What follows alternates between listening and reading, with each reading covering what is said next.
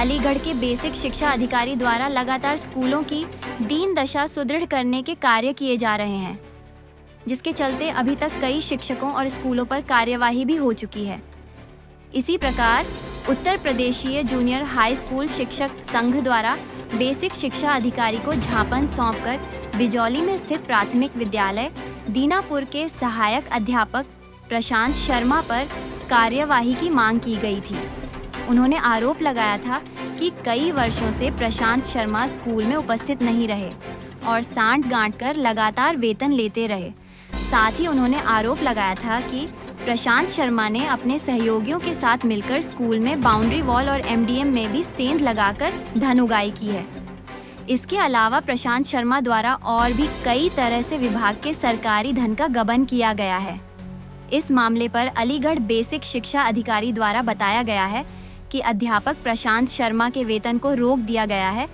साथ ही पूरी जांच होने के बाद दोषी पाए जाने पर सेवा समाप्त करते हुए किए गए धन के गबन की रिकवरी भी की जाएगी। सर, एक संगठन द्वारा कुछ टीचरों के ऊपर स्कूल न जाने का और भी कई इस तरीके के आरोप लगाए गए हैं, तो क्या कार्रवाई की गई है? देखिए, जिस शिकायत की बात कर रहे हैं वो शिकायत हमें मिली थी।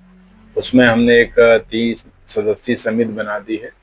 यह पूरा मामला एक प्रशांत शर्मा है, वो कोई उनका शिक्षक संगठन चलता है, जैसा मुझे संज्ञान में लाया गया है, उनके स्कूल न जाने का मामला है। इसके पहले भी, इस पत्र के पहले भी विभाग से एक 23 बिंदुओं का उनको शो कॉज नोटिस जारी किया गया था और सभी बिंदुओं में वो दोषी पाए गए हैं। मुझे ये संज्ञान में आया है कि वो विगत 8 सालों से स्कूल न जा करके बच्चों के बाल संरक्षण, बच्चों की शिक्षा में बाधा पहुंचा रहे हैं और अनधिकृत रूप से राजकोष में व्यवधान डाल रहे हैं, राजकोष की धनराशि का गबन कर रहे हैं, दुरुपयोग कर रहे हैं। जैसे ही मेरे संज्ञान में मामला आया, मैंने उनका वेतन रोक दिया है। आरोप पत्र उनको निर्गत किए जा रहे हैं और आरोप पत्र में तो दोषी पाए ही गए हैं। हम चूंकि एक सरकारी कर्मचारी हैं, समयांतर्गत उनको नोटिस दे रहे हैं और उस नोटिस का जवाब यदि संतोषजनक नहीं होगा तो ऐसे लोगों की सेवा समाप्ति की कार्रवाई की जाएगी। विभाग में रहने का उनको हक नहीं है। उनके द्वारा लगातार जिला बेसिक शिक्षा अधिकारी कार्यालय में आकर के बाबुओं के पटल पे हस्तक्षेप करना, बाबुओं को परेशान करना, लोगों को धमकी देना, इस तरह की गतिविधियां की जा रही हैं और उनके कुछ शिक्षक साथी भी है जो उन्हीं के नक्शे कदम पर चलते हुए स्कूल न जाने में विश्वास करते हैं। अभी मैंने जांच की थी, पूरे स्कूल में 11 स्टाफ है, एक चतुर्थ श्रेणी कर्मचारी उपस्थित था, 10 लोग अनुपस्थित थे। मैंने 1 जुलाई 23 को ही बताया था कि ऐसे किसी भी शिक्षक को स्कूल न जाने की छूट नहीं होगी, उसे हर हाल में स्कूल जाना होगा। आपके माध्यम से अभी भी मैं कह रहा हूँ, हर एक शिक्षक को 8 से 2 स्कूल प्रांगण में रहना होगा।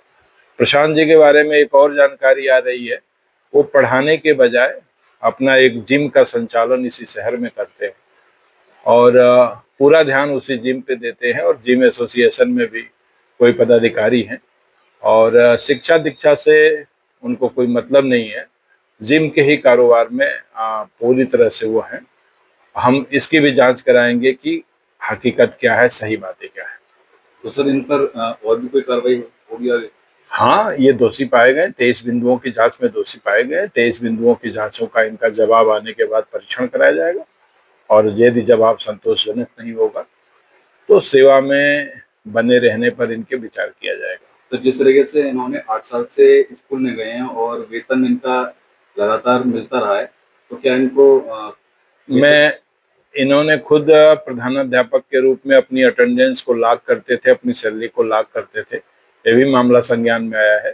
मैं वित्त एवं लेखाधिकारी को पत्र लिख करके इन 8 सालों में इन्होंने कितनी धनराशि ली है विभाग से, कितनी धनराशि का दुरुपयोग किया, गबन किया है, बिना कार्य किए वेतन लिया है, उसका मैं हिसाब मांग रहा हूँ और सेवा समाप्ति के बाद उन 8 सालों की धनराशि की रिकवरी भी इनसे कराई जाएगी।